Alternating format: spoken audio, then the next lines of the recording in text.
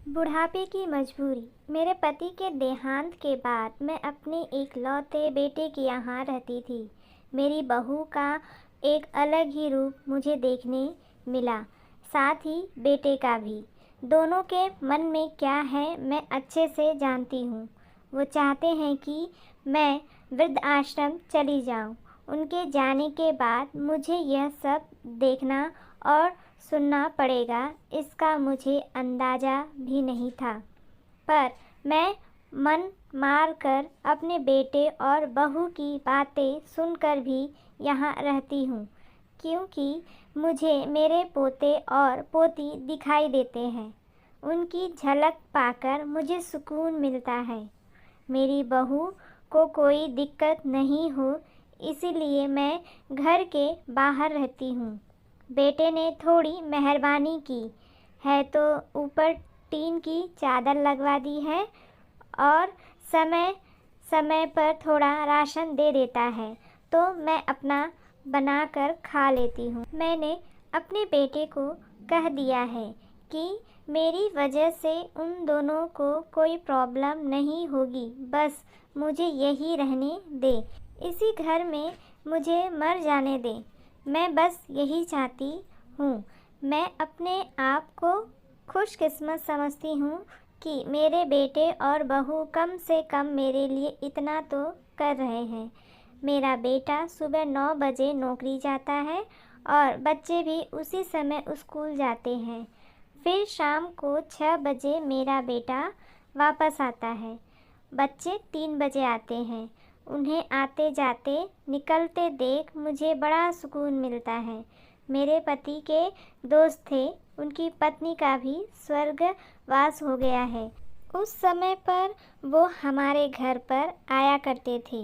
उनसे हमारे अच्छे रिश्ते थे।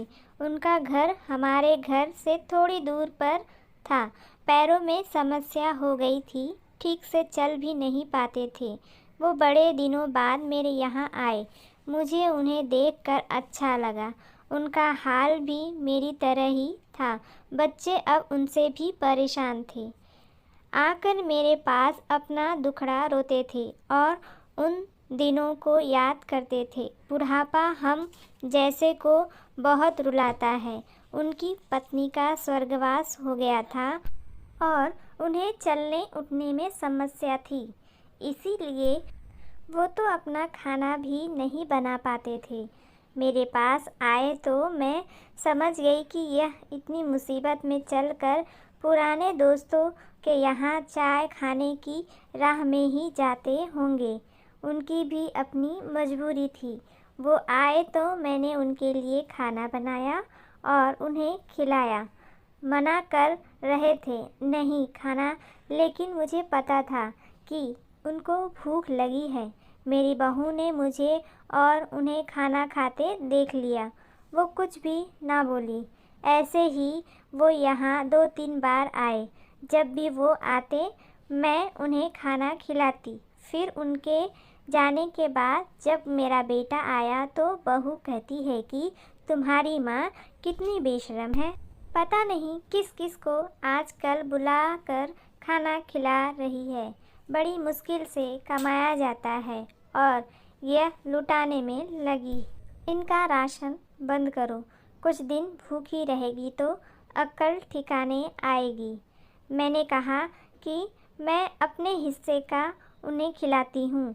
तुम्हारे पिता के पुराने मित्र हैं। फिर भी बहू का उल्टा सीधा बोलना शुरू रहा। घर के बाहर रहकर इनको आज़ादी मिल गई है, पता नहीं क्या क्या करती हैं। बेटा भी बोला कि कुछ दिन भूखा ही रहने दो इन्हें। मुझे मेरे बेटे ने घर के पीछे सीढ़ी के पास ले जाकर बिठा दिया। कहा कि अब यहीं बैठो। मेरे तो अब आंसू भी सूख गए थे। अगले दिन मुझे खाना नहीं मिला।